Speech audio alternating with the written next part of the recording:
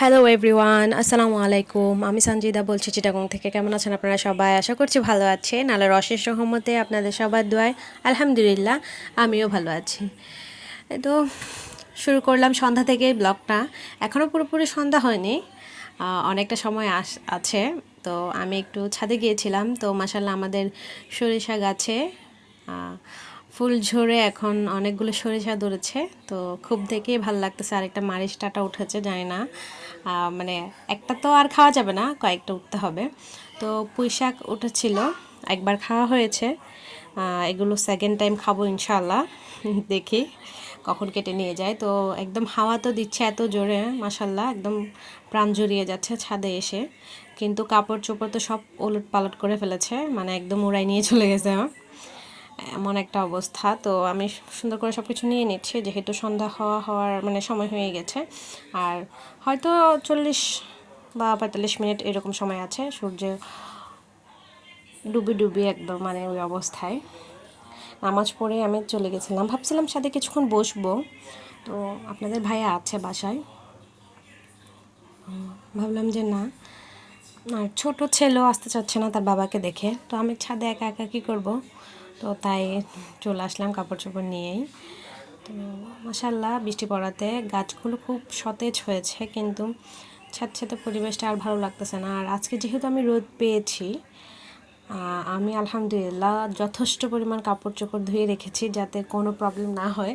মানে বৃষ্টির জন্য এক নাগাড় একদম এক সপ্তাহ কাপড় ধোয়া হয়নি, কারণ বৃষ্টি তো একদম থামছেই না, কোথায় ধোবো। আর টুকটাক যাও ধোয়া হচ্ছিলো বাচ্চার কাপড় চোপড়, ওইগুলো তো একদম কি বলবো, পুরা বাসাসহ গন্ধ করে ফেলতেছে। এমন একটা ব্যাড স্মেল আসতেছে, মানে বলার মতো না। তার মধ্যে আমার বাসায় তো বিড়াল আছে আলহামদুলিল্লাহ। তো সব কিছু মিলায় একটা বাজে স্মেল বেরোচ্ছিল। তো সেজন্য আমি ভাবলাম যে কাপড় আলহামদুলিল্লাহ কাপড়ের অভাব নেই। এক সপ্তাহ না, 15 দিন যদিও কাপড় না ধুই তাহলে কোনো সমস্যা হবে না। কাপড় মানে কাপড়ের আছে না যে শর্ট পড়বে না, পড়তে পারবো। এটাও তারপর হচ্ছে আমরা সুন্দর করে সবাই মিলে মানে বাসে চলে গেছিলাম, আবার আসলাম সবাই একসাথে। এসে হচ্ছে মানে পুঁই শাকগুলো কাটার জন্য উঠছে আমি, আমার শাশুড়ি আর আমার ছেলে তো আছেই। তো আমি আম্মুকে হেল্প করতেছিলাম আর কি। আমি আসলে ভেবেই গেছিলাম যে আজকে কেটে ফেলবো, কিন্তু কেন জানি কাটা হয় নাই, মানে ইচ্ছে করে না। আবার চলে গিয়েছিলাম। তো আবার আম্মু বললো যে না নিয়ে আসি, না হয় নষ্ট হয়ে যাবে। তো আম্মু আসতেছে, ভাবলাম যে আমি সহ যাই একসাথে, ভিডিও করব, আপনাদের সাথে একটু শেয়ার করব যে কিভাবে কি করি। তো এই আসলে গাছটা একটু মানে প্রচুর বাতাস হয়েছে তো এই কয়দিন বৃষ্টির কারণে।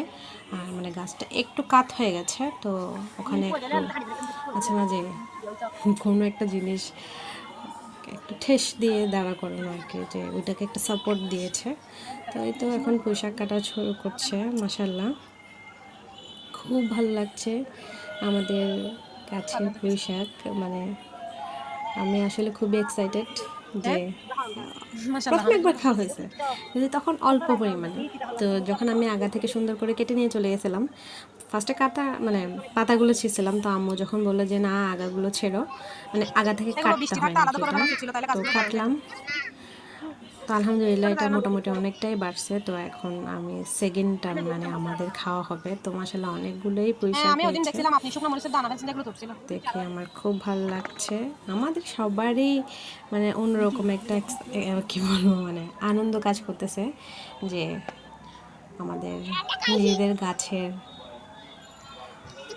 শাক সবজি, আসলে এগুলোর চাহিদাই অন্যরকম, এগুলোর টেস্টটাই অন্যরকম।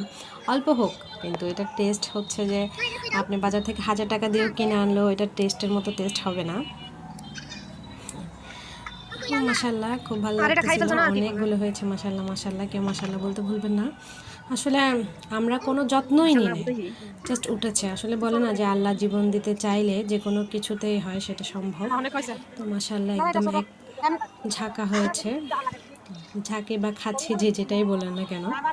তো আমি এখন নিয়ে সোজাই নিচে চলে যাবো, আর ওয়েট করবো না। আপনাদের ভাইয়ের সাথে দেখা হলো যে দেখো আমার মানে খুব এক্সাইটেড লাগতেছে, ওর সাথেও বিষয়টা একটু শেয়ার করবো। তো ও খুব আনন্দিত হবে আশা করি। জানি না আপনাদের সাথে ভিডিও করে দেখাতে পারবো কিনা, যেহেতু ভয়েস ওভারটা আমি পরে করছি। তো আমি বুঝতেছি ও ভীষণ খুশি হয়েছে এটা দেখে। প্রত্যেকে খুব এক্সাইটেড আসলে, নিজের গাছের বলে কথা, তাও নিজের ছাদে। তো আলহামদুলিল্লাহ সব কিছুর জন্য আল্লাহর কাছে শুকরিয়া। আল্লাহ তাআলা খুব কম সময়ে, খুব অল্প বয়সে আমাদেরকে অনেক কিছু শিখিয়েছেন আলহামদুলিল্লাহ। তো আমার ছেলে হচ্ছে দুষ্টুমি করতেছিল, কিছু আমাদের পুতুল নষ্ট হয়ে গেছে, মানে নষ্ট বলতে এগুলো অনেক পুরনো, মানে একটু নোংরা হয়ে গেছে আর টুকটাক তো নষ্ট হয়েছে, যেহেতু এগুলো ওর বাবার বা ওর ফুফিদের খেলনা। তো ও এগুলো নিয়ে খেলা করতেছিলাম, আমি ওকে বকাবকি করতেছিলাম যেগুলো ছাদে আছে ছাদে থাকুক, আসলে আমরা চলে যাই। তো তারপর এসে চাউমিন রান্না করতে বসে গেলাম সুন্দর করে। অফ ক্যামেরায় আসলে চাউমিনটাকে সেদ্ধ করে নিয়েছে ভালো করে। আমি সবসময় চাউমিন সেদ্ধ করার সময় একটু তেল আর একটু লবণ ব্যবহার করি, মানে যাতে পারফেক্ট হয় আর কি। তো তারপর হচ্ছে বিফ দিয়ে যেহেতু রান্না করব, বিফটাকে আমি একটু লবণ আর একটু হলুদ দিয়ে সুন্দর করে মেখে তারপর হচ্ছে তেলটা একটু হালকা গরম হওয়ার সাথে সাথেই দিয়ে দেবো, ভালো করে সেদ্ধ করে নেব, মানে একটু ভাজবো। তারপর হচ্ছে যে মানে চাউমিনটা আমি সেদ্ধ করেছিলাম, চাউমিনের পানিটা আমি ফেলে দিই না কখনোই। নুডলস বা চাউমিন সেদ্ধ করলে ওইটার পানিটা আমি সবসময় রেখে দিই। ওইটা দিয়ে নুডলস রান্না করলে নুডলসের স্বাদটা মানে দ্বিগুণ বেড়ে যায়। নুডলস বলেন, পাস্তা বলেন, চাউমিন বলেন, ওইটা স্বাদটা অন্যরকম আসে, মানে আমার ভালো লাগে, আমার ফ্যামিলি সবাই সেটা পছন্দ করে। তো আমি সেটাই করি। তো একবার করার পর থেকে দেখলাম যে না, টেস্টটা ভালোই আসতেছে, কারণ চাউমিনের হচ্ছে চাউমিন বা পাস্তা নুডলস যাই বলেন না কেন, ওটার একটা নিজস্ব ফ্লেভার আসে। তো সেদ্ধ করার পর ওই ফ্লেভারটা তো পানিতে মিশে যায়, সেটা যখন আমরা ফেলে দিই এটা তো আমাদের কোনো কাজে আসে না। তো আমি ভালো পানি ইউজ করি, যাতে নুডলসটা বা চাউমিনটা পাস্তা যাই হোক সেদ্ধ হওয়ার পরে যাতে পানিটা আমি মানে যখন মশলা কষাবো বা হচ্ছে আপনার মুরগি হোক বা গরুর মাংস হোক, যেটাই কষাই না কেন একটুখানি দিলে ভালো লাগে। আর বিফ হলে তো পর্যাপ্ত পরিমাণে একটা পানি লাগেই, চিকেন আর ডিম দিয়ে করলে বা চিংড়ি দিয়ে করলে তেমন পানি লাগে না। তো আমি এক এক করে সব মশলা, লবণ, চিনি যা যা লাগে সব অ্যাড করে দিলাম। আমরা তো সবাই নেসেসারি পাস্তা বা নুডলস এগুলো রান্না করতে পারি, তো সিম্পল ওয়েতে একটু মশলা দিলাম। আর এই চাউমিনটাতে কেন জানি না, এইটাতে না, মানে চাউমিনের কোনো প্যাকেটেই মশলা থাকে না, আমি জানি না কেন। তো আমি একটু মুরগির মশলা অ্যাড করলাম আর সাথে একটা ম্যাজিক মশলা দিয়ে দিলাম, মানে ম্যাগি মশলা 1 প্যাকেট দিয়ে দিলাম। ভালো করে আমি 2-3 বার করে কষাই নিয়েছি, যে তেলটা একদম যখন উপরের দিকে চলে এসেছে আমি বুঝে গেছি যে এখন পারফেক্ট হয়ে গেছে। তাই একটু টমেটো কুচি দিয়ে নাড়াচাড়া করে 2-1 মিনিট তারপর আমি পাস্তাগুলো সব ঢেলে দেবো। সরি, খালি পাস্তা আসে মুখ দিয়ে, চাউমিনগুলো ঢেলে দেবো। আলহামদুলিল্লাহ সব কিছু মিলে খুব ভালো হয়েছে। আর আমি জানি না কাদের কেমন লাগে, বাট আমি অন্য কিছুতে তেল খাই না খাই, আমি চাউমিন, নুডলস, পাস্তা এগুলোতে একটু তেলের পরিমাণটা বেশি দিই। মানে আমার মনে হয় যে এগুলো ঝরঝরা হওয়ার উপায় হচ্ছে তেল, যত তেল ইউজ করা হবে এগুলো তত বেশি ঝরঝরা হবে। আর সব সময় আমি নুডলস, পাস্তা বা হচ্ছে ম্যাকারনি টাইপসের পাস্তাগুলোতে আর কি, তারপর এই যে চাউমিনে আমি সেদ্ধ করার সময় একটু তেল ইউজ করি, সেদ্ধ করার পর যখন একটু ঠান্ডা হয়ে যায় তখন আমি মানে হালকা কুসুম গরম থাকা অবস্থায় একটু তেল ইউজ করি, তাতে একটু নুডলসটা ঝরঝরা থাকে। এই তো তারপর সুন্দর করে করা শেষ রান্নাবান্না। এখন আমি একটু ধনেপাতা কুচি দিয়ে নামিয়ে নেব। তারপর আমার হাজব্যান্ড আর আমার জন্য একসাথে নিয়ে আসলাম, খেয়ে দিয়ে শুতে চলে গেলাম রান্নাতে। ভাত অলরেডি হয়ে গেছে, আর হচ্ছে আমি পাশে চিকেন সেদ্ধ বসাইছি। এই যে আপনাদেরকে আমি গতবারের ভিডিওতে বলেছিলাম আমি বেশিরভাগ সময় চিকেনটা আলাদাই সেদ্ধ করি, আর হচ্ছে ওদের জন্য যে সবজিটা অ্যাড করি সেটা আলাদা সেদ্ধ করি। যেহেতু হাঁড়িটা একটা ইউজ করি, হাঁড়িতে আসলে চিকেন বাদে অন্য কিছু আমি করি না। আর এটাতে একটা মুরগি এনাফ হয়ে যায়, এর বেশি আসলে দেওয়া যায় না কোনো কিছু। তো মুরগিটা সেদ্ধ করে নেব।